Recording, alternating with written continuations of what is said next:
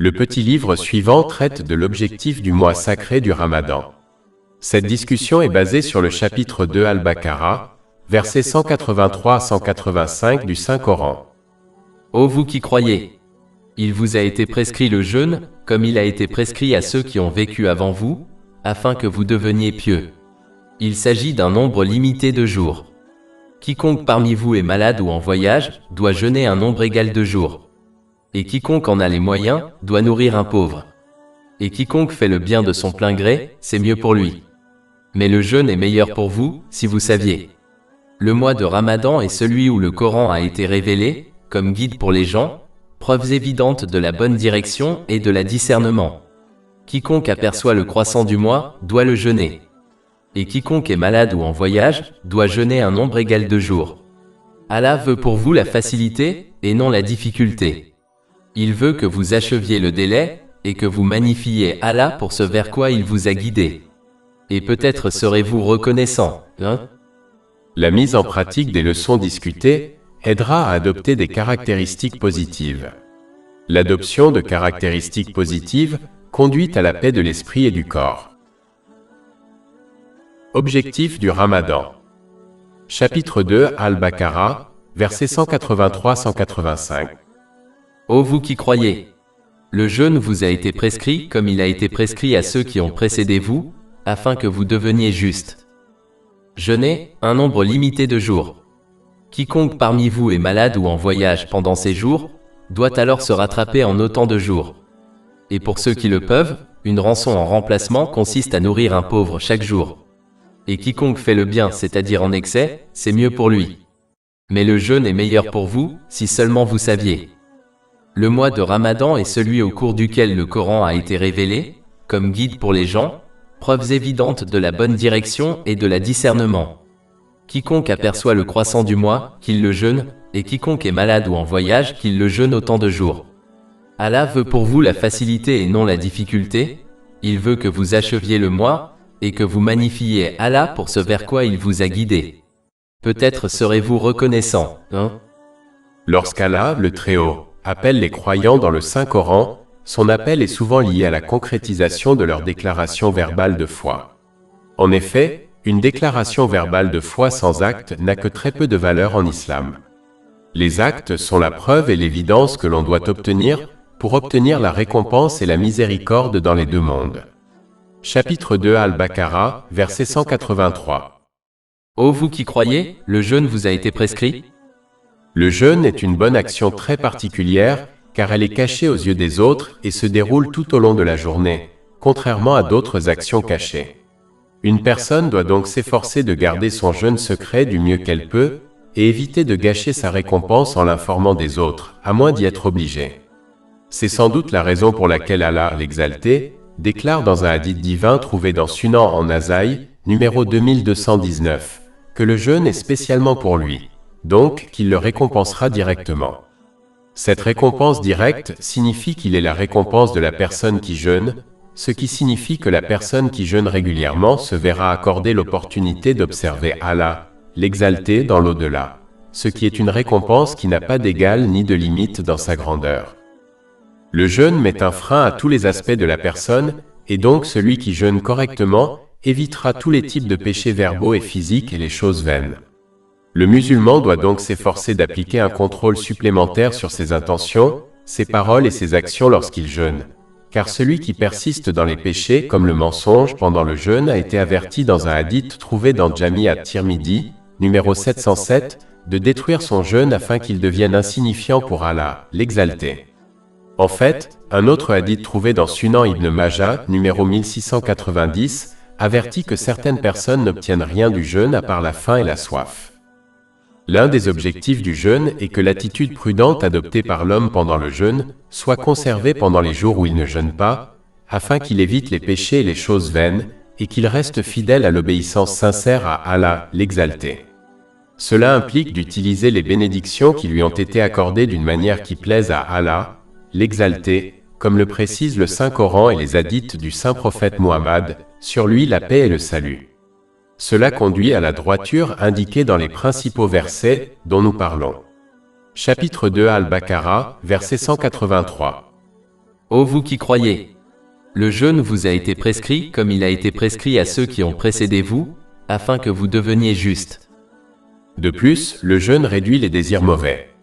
Il prévient l'orgueil et l'encouragement au péché par la faim, la soif et les efforts plus importants pour éviter les péchés que commet une personne qui jeûne. Le jeûne freine l'appétit de l'estomac et les désirs charnels. Ces deux choses conduisent souvent à de nombreux autres péchés. Le désir de satisfaire ces deux désirs est souvent plus grand que le désir d'autres choses illicites. Par conséquent, celui qui les contrôle par le jeûne trouvera plus facile de contrôler les désirs mauvais plus faibles. Cela conduit à la vraie justice. Un musulman doit donc s'efforcer d'obtenir le plus haut niveau de jeûne et d'en accomplir l'objectif afin de contrôler son intention, sa parole et ses actions, afin de rester ferme dans l'obéissance à Allah, l'Exalté, et d'éviter tous les péchés et les choses vaines même lorsqu'il ne jeûne pas. Enfin, le jeûne obligatoire est si important et précieux que le saint prophète Mohammed, que la paix et les bénédictions soient sur lui, a averti dans un hadith retrouvé dans Jami' at-Tirmidhi, numéro 723, que si une personne omet un seul jeûne obligatoire sans raison valable, elle ne pourra pas le rattraper en récompense même si elle jeûnait tous les jours pendant le reste de sa vie. Par conséquent, les musulmans doivent s'efforcer du mieux qu'ils peuvent d'accomplir correctement leur jeûne obligatoire et d'accomplir les jeûnes surérogatoires en fonction de leur force et de leur capacité. Chapitre 2 Al-Baqarah, verset 183. Ô vous qui croyez! Le jeûne vous a été prescrit comme il a été prescrit à ceux qui ont précédé vous, afin que vous deveniez justes. De plus, ce verset est une autre preuve parmi d'autres que l'on trouve dans le Saint-Coran, qui montre clairement que l'on ne peut devenir vertueux tant que l'on n'a pas concrétisé sa foi en accomplissant de bonnes actions comme le jeûne. La vertu est comme une plante qui a fleuri pour produire de délicieux fruits.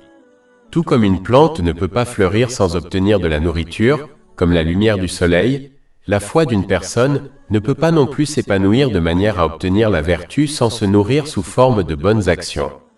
Cela implique d'utiliser les bénédictions qui nous ont été accordées de manière à plaire à Allah, l'Exalté, comme le soulignent les enseignements islamiques. En fait, celui qui ne revendique sa foi en l'islam que verbalement et ne parvient pas à soutenir sa revendication par des actes physiques, doit craindre de perdre sa foi. Tout comme la plante qui ne parvient pas à obtenir de la nourriture finit par mourir. Ainsi, sa foi risque-t-elle de mourir si elle ne la nourrit pas par de bonnes actions. Pour minimiser la difficulté de ce devoir, Allah, l'Exalté, précise que les nations précédentes ont également reçu l'ordre de jeûner. Cela rappelle aux musulmans qu'aucune responsabilité difficile ou lourde ne leur a été confiée, que les peuples qui les ont précédés n'aient pas assumée. En fait, Allah, l'Exalté, a confirmé dans de nombreux passages du Saint-Coran qu'il n'impose jamais à personne une responsabilité qu'il ne puisse pas assumer. Chapitre 2 Al-Baqarah, verset 286. Allah ne charge une âme que selon ses capacités? En gardant cette réalité à l'esprit, il sera plus facile pour un musulman d'assumer ses responsabilités en islam, car certaines d'entre elles peuvent contredire les désirs des gens. Une personne doit se comporter comme un patient sage qui accepte et agit selon les conseils médicaux de son médecin, sachant que c'est le mieux pour lui et qu'il peut gérer le plan de traitement qui lui est prescrit, malgré le fait qu'on lui prescrit des médicaments amers et un régime alimentaire strict. De la même manière que ce patient sage atteindra la paix de l'esprit et du corps, en acceptant et en agissant selon les conseils médicaux de son médecin, ainsi en sera-t-il de la personne qui accepte et s'acquitte des responsabilités qui lui ont été confiées par Allah, l'Exalté. Allah, l'Exalté, minimise encore davantage la difficulté liée au jeûne en rappelant aux gens qu'il ne dure que quelques jours dans l'année. Chapitre 2 Al-Baqarah, verset 184. Jeûner pendant un nombre limité de jours? Comme d'habitude, Allah, l'Exalté, accorde des concessions à ceux qui ne sont pas en mesure d'accomplir ce devoir obligatoire, comme il le fait pour tous les autres devoirs, car l'islam est une religion et un mode de vie qui sont adaptés à la nature des humains et qui respectent donc leurs limites et leurs faiblesses. Chapitre 2 Al-Baqarah, verset 184. Si donc parmi vous vous êtes malade ou en voyage, vous aurez droit à un nombre de jours de jeûne équivalent. Et pour ceux qui le peuvent, vous aurez à nourrir un pauvre chaque jour. En toutes circonstances, l'islam encourage les gens à aider les nécessiteux. Dans certains cas, les aider est une obligation, dans d'autres, c'est une sanction ou une rançon, et dans d'autres cas, c'est une bonne action volontaire qui est grandement récompensée. Cela souligne l'importance d'aider les autres, en particulier les nécessiteux. L'islam ne prône pas un mode de vie égoïste dans lequel on ne se soucie que de soi et de sa famille, car même les animaux se comportent de cette manière. Au contraire, l'islam invite les gens à s'élever au-dessus de cela et à aider tous les autres selon leurs moyens, ce qui comprend le soutien financier, physique et émotionnel des autres. La vérité est que si chaque musulman agissait vraiment selon ce principe fondamental de l'islam, il n'y aurait plus personne dans le besoin sur cette terre. Ce principe important est indiqué dans la partie suivante du verset 184. Chapitre 2 Al-Baqarah, verset 184. Et quiconque fait volontairement le bien, c'est-à-dire l'excès, c'est mieux pour lui. Allah, l'exalté, rappelle aux gens le simple fait qu'aider les autres revient en réalité à s'aider soi-même, car cela les conduit à obtenir la paix de l'esprit et le succès dans les deux mondes. Chapitre 17 Al-Isra, verset 7. Et il dit, si vous faites du bien à vous-même. Et si vous faites du mal, vous le faites à eux, c'est-à-dire à vous-même. Par exemple, tant que l'on s'occupe d'aider les autres pour l'amour d'Allah, Allah, l'exalté, continuera de nous soutenir dans toutes nos affaires. Cela a été conseillé dans un hadith trouvé dans Sahih Muslim, numéro 6853. Celui qui a le soutien d'Allah, l'exalté, obtiendra la paix de l'esprit dans les deux mondes. Comprendre cette réalité évitera également de se comporter comme si l'on rendait service à Allah, l'exalté, ou aux nécessiteux en les aidant, car cela conduit à la destruction de leur récompense par l'orgueil. Par conséquent, une personne doit s'efforcer d'aider les autres selon ses moyens pour son propre bien. Chapitre 2 Al-Baqarah, verset 184. Et quiconque fait volontairement le bien, c'est-à-dire l'excès, c'est mieux pour lui. Cela met également en évidence l'important principe islamique selon lequel ce qu'une personne donne est ce qu'elle recevra d'Allah, l'exalté. Cela signifie qu'une personne est récompensée en fonction de ses efforts. Si elle fait un effort minimal pour plaire à Allah, l'exalté, comme accomplir les devoirs obligatoires de base, ce qui prend moins d'1 heure par jour, alors elle recevra une récompense et des bénédictions dans les deux mondes en conséquence. Il est étrange que les musulmans désirent le plus haut niveau de bénédiction et de récompense dans les deux mondes, mais au mieux, ne font que le minimum d'efforts pour plaire à Allah, l'exalté. Par conséquent, il faut réfléchir à ces efforts pour plaire à Allah, l'exalté, ce qui implique d'utiliser les bénédictions qui lui ont été accordées selon les enseignements islamiques, et augmenter ces efforts si l'on désire un niveau de récompense et de bénédiction plus élevé, ce qui à son tour augmente sa tranquillité d'esprit dans les deux mondes. Chapitre 5 Al-Maïda, verset 15-16. Il vous est venu de la part d'Allah une lumière et un livre explicite, par lesquels Allah guide ceux qui recherchent son agrément vers les chemins de la paix, les fait sortir des ténèbres vers la lumière par sa permission, et les guide vers un chemin droit. Après avoir accordé des concessions, Allah, l'exalté, appelle souvent les gens vers le niveau supérieur en se poussant dans l'obéissance sincère à Allah, l'exalté. Chapitre 2 Al-Baqarah, verset 184. Ainsi quiconque parmi vous est malade ou en voyage pendant ces jours, qu'il jeûne un nombre égal de jours supplémentaires. Et pour ceux qui le peuvent jeûner, mais avec difficulté, une rançon en remplacement consistant à nourrir un pauvre chaque jour.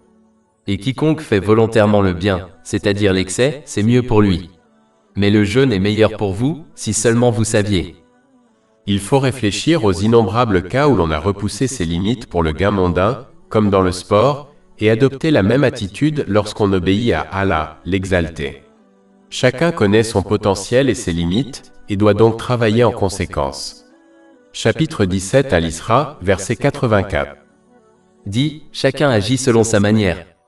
Mais ton Seigneur sait mieux qui est le mieux guidé. Chapitre 2 Al-Baqarah, verset 184. Si seulement tu savais. Cette affirmation est souvent répétée dans différents passages du Saint-Coran et indique l'importance de s'efforcer d'acquérir et d'appliquer la connaissance islamique afin de comprendre la différence entre le bien et le mal.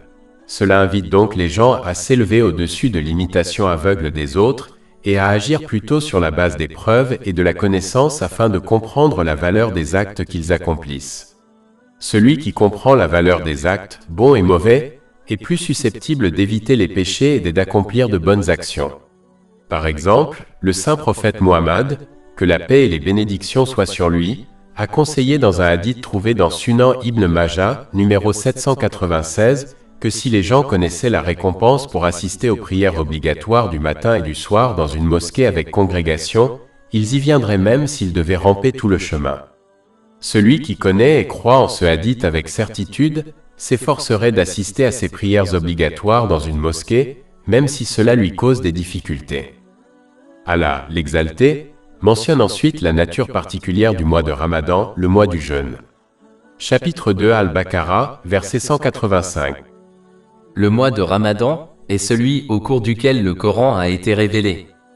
Le Saint-Coran a été révélé en une seule fois, depuis la tablette préservée, lors de la nuit de la résurrection. Chapitre 97 Al-Qadr, verset 1. Certes, nous l'avons fait descendre le Coran pendant la nuit de la force. Elle fut ensuite déposée dans la maison de la puissance, au plus bas des cieux. Puis elle fut ramenée au saint prophète Mohammed, que la paix et les bénédictions soient sur lui par l'ange Gabriel, morceau par morceau pendant 23 ans. Ceci a été mentionné dans Tafsir al-Qurtubi, volume 1, page 472. Allah, l'exalté, mentionne ensuite certaines qualités bénies du Saint-Coran. Chapitre 2 Al-Baqarah, verset 185. Le mois de Ramadan est celui au cours duquel a été révélé le Coran, comme guide pour les gens. Cela pourrait signifier que le Saint-Coran guide les gens vers la paix de l'esprit et le succès dans les deux mondes, tant qu'ils utilisent les bénédictions qui leur ont été accordées conformément à ses enseignements. Mais contrairement à d'autres religions et modes de vie, le Saint-Coran n'invite pas les gens à le suivre aveuglément sans preuve ni indice de son authenticité. Au contraire, à chaque étape, chaque fois que le Saint-Coran invite les gens à adopter une certaine bonne caractéristique ou à abandonner une certaine caractéristique négative ou à adopter un certain code de conduite, il fournit des preuves et des preuves claires, démontrant comment ces conseils conduisent au succès pour les individus et la société dans les deux mondes. Chapitre 2 Al-Baqarah, verset 185. Le mois de Ramadan est celui au cours duquel a été révélé le Coran, comme guide pour les gens et comme preuve évidente de la bonne direction. Non seulement elle guide les gens vers la paix de l'esprit et le succès dans les deux mondes, mais elle fournit également des preuves claires qui soutiennent son point de vue et ses enseignements. C'est quelque chose qui est sans précédent, car toutes les autres religions et modes de vie exigent de leurs adeptes qu'ils fassent simplement confiance à ce qu'ils prônent comme étant la vérité, au lieu de réfléchir à des preuves claires et de déduire par eux-mêmes que ce à quoi ils sont invités est la vérité. Chapitre 34 Sabah, verset 46.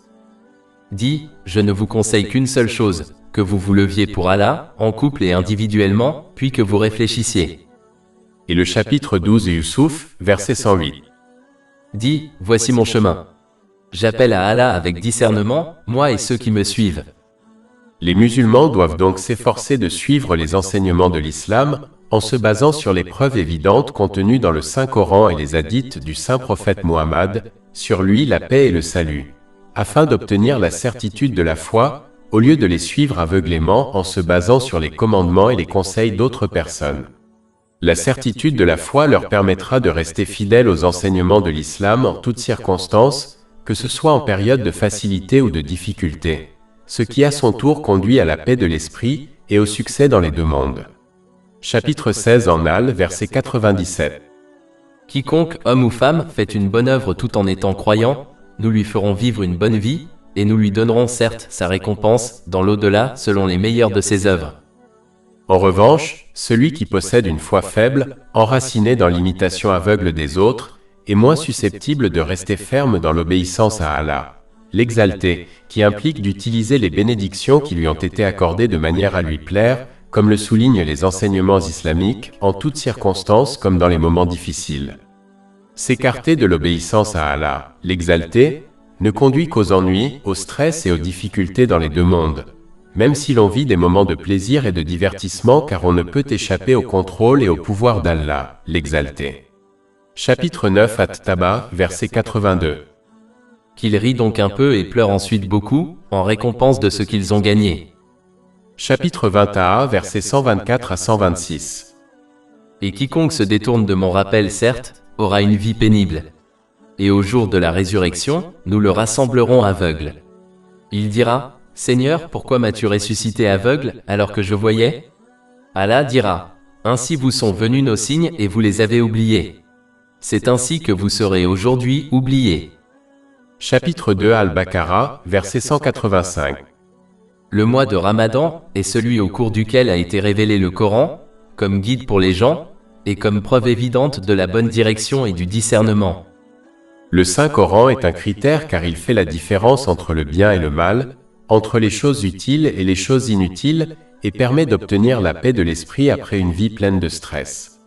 Peu importe le degré d'avancement d'une société, peu importe la quantité de connaissances qu'elle acquiert dans différents domaines, tels que l'état mental et physique des humains, elle ne sera jamais en mesure de créer un code de conduite qui soit complètement adapté à la nature humaine et qui prenne en compte toutes les conditions, états et scénarios auxquels les gens en tant qu'individus ou en tant que société peuvent être confrontés au cours de leur vie sur Terre. Il est tout simplement impossible d'y parvenir, car les gens découvrent encore de nouvelles choses sur des éléments spécifiques de l'être humain, comme le but derrière les différentes parties de l'esprit humain, sans parler de l'acquisition de connaissances suffisantes pour créer un code de conduite parfait qui mène à la paix de l'esprit et à la justice au sein de la société. Le seul qui peut y parvenir est Allah, l'Exalté, car il a créé toutes choses et sa connaissance est infinie et englobe le passé, le présent et l'avenir. C'est pourquoi lui seul est en droit d'accorder aux gens un code de conduite, un critère qui distingue clairement le bien du mal, les choses utiles des choses inutiles, et qui permet d'obtenir la paix de l'esprit après une vie pleine de stress. L'histoire prouve clairement que lorsque ce critère est correctement appliqué dans la vie des gens, il conduit à la paix de l'esprit, à la justice et à la paix qui se répandent dans la société.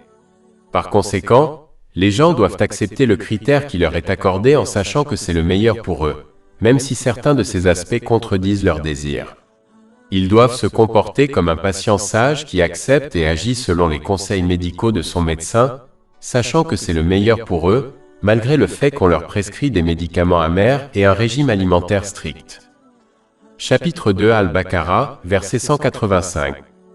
Le mois de Ramadan est celui au cours duquel a été révélé le Coran, comme guide pour les gens, et comme preuve évidente de la bonne direction et du discernement. Les expressions du Saint-Coran sont incomparables et ses significations sont expliquées de manière simple. Ces mots et ces versets sont extrêmement éloquents et aucun autre livre ne peut le surpasser. Le Saint-Coran évoque en détail l'histoire des nations précédentes, même si le saint prophète Muhammad, sur lui la paix et le salut, n'étaient pas instruits en histoire. Il ordonne tout bien et interdit tout mal, ceux qui affectent un individu et ceux qui affectent la société entière, afin que la justice, la sécurité et la paix se répandent dans chaque foyer et communauté. Le Saint-Coran évite les exagérations, les mensonges ou toute fausseté, contrairement à la poésie, aux histoires et aux fables. Tous les versets sont bénéfiques et peuvent être appliqués pratiquement à la vie de chacun. Même lorsque la même histoire est répétée dans le Saint-Coran, différentes leçons importantes sont mises en évidence. Contrairement à tous les autres livres, le Saint-Coran n'ennuie pas une personne lorsqu'il est étudié à plusieurs reprises. Le Saint-Coran fournit des promesses et des avertissements, et les soutient par des preuves indéniables et claires. Lorsque le Saint-Coran aborde un sujet qui peut paraître abstrait, comme l'adoption de la patience, il propose toujours une manière simple et pratique de l'appliquer dans sa vie. Il encourage les gens à accomplir le but de leur création, qui implique une obéissance sincère à Allah, l'Exalté, en utilisant les bénédictions qui leur ont été accordées de manière à lui plaire, garantissant ainsi qu'ils obtiennent la paix de l'esprit et le succès dans les deux mondes. Il rend le droit chemin évident et attrayant pour celui qui désire la paix de l'esprit et le véritable succès dans les deux mondes. La connaissance du Saint-Coran est intemporelle, car elle peut être appliquée à toutes les sociétés et à toutes les époques.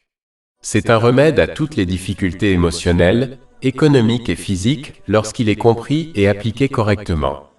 Il fournit la solution à tous les problèmes auxquels un individu ou une société entière peut être confronté. Il suffit d'observer l'histoire et de voir comment les sociétés qui ont correctement mis en œuvre les enseignements du Saint-Coran ont bénéficié de ces enseignements globaux et intemporels. Des siècles ont passé et pourtant, pas une seule lettre n'a été modifiée dans le Saint-Coran car Allah, l'Exalté, a promis de le préserver. Aucun autre livre dans l'histoire ne possède cette qualité. Chapitre 15 Aligeur, verset 9. C'est nous qui avons fait descendre le message, le Coran, et nous en sommes les gardiens. Allah, le Très-Haut, a décrit les problèmes fondamentaux rencontrés au sein d'une communauté et a détaillé le remède pratique à chacun d'eux. En corrigeant les problèmes fondamentaux, les innombrables problèmes secondaires qui en découlent seront automatiquement corrigés. C'est ainsi que le Saint-Coran a abordé toutes les choses dont une personne et une société ont besoin pour réussir dans les deux mondes. Chapitre 16 en Al, verset 89. Et nous avons fait descendre sur toi le livre comme éclaircissement de toutes choses. C'est le plus grand miracle intemporel qu'Allah l'Exalté ait accordé à son dernier saint prophète Muhammad, paix et bénédiction sur lui. Mais seuls ceux qui recherchent et agissent selon la vérité en bénéficieront, tandis que ceux qui recherchent leurs désirs et en choisissent les éléments ne connaîtront que des pertes dans les deux mondes. Chapitre 17 Al-Isra, verset 82. Et nous faisons descendre du Coran ce qui est une guérison et une miséricorde pour les croyants. Mais cela n'augmente en rien la perte des injustes. Allah, le Très-Haut, exhorte ensuite à accomplir l'important devoir obligatoire du jeûne pendant le mois de Ramadan, mais inclut une concession pour ceux qui ne peuvent pas le faire. Chapitre 2 Al-Baqarah, verset 185. Ainsi quiconque voit le croissant du mois, qu'il le jeûne. Et quiconque est malade ou en voyage, qu'il jeûne un nombre égal d'autres jours. Les commandements, les interdictions, les concessions et les conseils de l'islam ont tous pour but de guider les gens vers la paix de l'esprit dans les deux mondes. Ils n'ont pas été donnés pour rendre les choses difficiles aux gens. Chapitre 2 Al-Baqarah, verset 185. Allah veut pour vous la facilité et non la difficulté. Bien que l'on puisse prétendre à tort que si Allah, l'Exalté, voulait la facilité pour les gens, il aurait pu leur permettre de faire ce qu'ils désiraient, cela ne les aurait pas aidés, car ils n'ont pas la connaissance et la prévoyance nécessaires pour déterminer ce qui est bon pour eux. Il existe d'innombrables exemples dans la vie de chaque personne où elle a désiré quelque chose pour ensuite se rendre compte que c'était mauvais pour elle, et où elle a détesté quelque chose pour ensuite se rendre compte que c'était bon pour elle. La vérité est que tous les gens sont comme des enfants qui désirent la mauvaise chose au mauvais moment, comme une glace lorsqu'ils ont un rhume. Tout comme un bon parent protège son enfant en lui refusant ce qu'il désire, Allah, l'Exalté, seul sait ce qui est bon pour chaque personne et les guide vers cela. Tout ce qu'ils ont à faire est de simplement lui obéir. Chapitre 2 Al-Baqarah, verset 216. Mais il se peut que vous haïssiez une chose et qu'elle soit un bien pour vous. Il se peut que vous aimiez une chose et qu'elle soit un mal pour vous. Et Allah sait, tandis que vous ne savez pas. Un autre exemple est celui d'un médecin qui prescrit des médicaments amers et un régime alimentaire strict. Il semble qu'il souhaite que son patient soit mis en difficulté, mais toute personne dotée de bon sens comprendra qu'il souhaite en fait que son patient ait la paix de l'esprit et du corps, car les médicaments amers et le régime alimentaire strict qu'il prescrit y conduiront, si son patient accepte et agit selon ses conseils.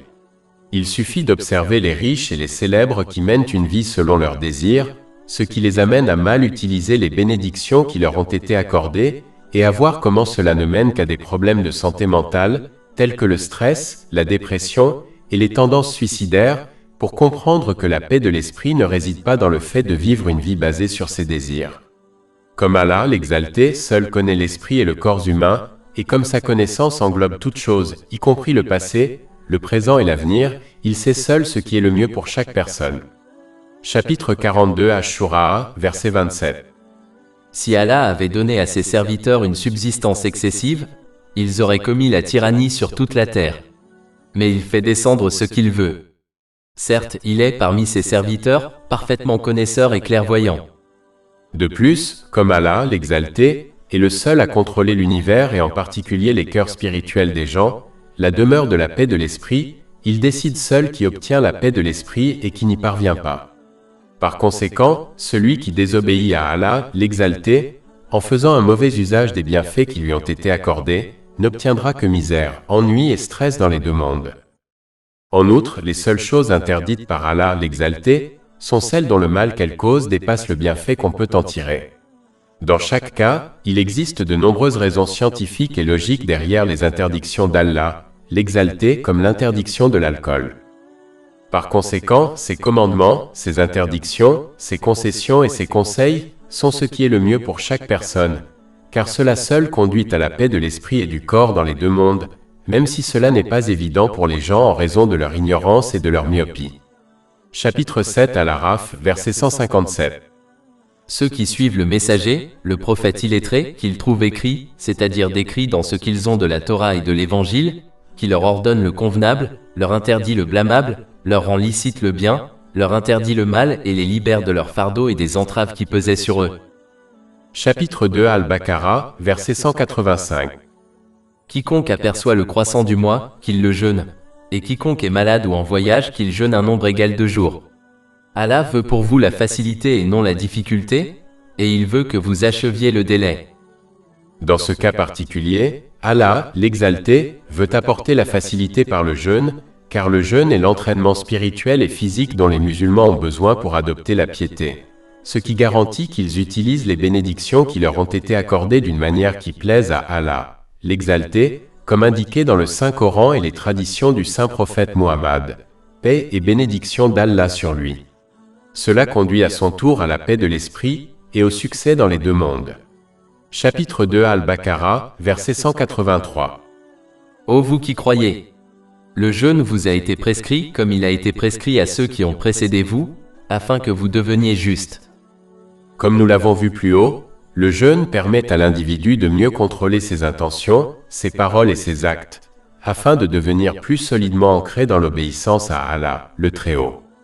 Par conséquent, les musulmans traversent certaines difficultés lors de leur entraînement spirituel et physique lorsqu'ils jeûnent, afin d'obtenir de nombreux avantages, comme la paix de l'esprit et du corps. Cela est similaire à un athlète qui passe d'innombrables heures d'exercice difficiles et un régime alimentaire strict afin de réussir dans son sport, ou similaire à un étudiant qui éprouve des difficultés lorsqu'il passe du temps à réviser et à passer des examens afin d'obtenir un bon emploi, ce qui lui permet de subvenir à ses besoins financiers pour le reste de sa vie. De plus, le jeûne qui permet à l'homme d'accroître son contrôle sur son intention, sa parole et ses actes afin de rester plus ferme dans l'obéissance à Allah, l'Exalté, est un moyen par lequel il exprime sa gratitude envers Allah, l'Exalté, car tout ce qu'il possède de beau a été créé et accordé par nul autre que lui et car lui seul le guide vers la paix de l'esprit et le succès dans les deux mondes. Chapitre 2 Al-Baqarah, verset 185. Et de glorifier Allah pour ce vers quoi il vous a guidé. Et peut-être lui en serez-vous reconnaissant.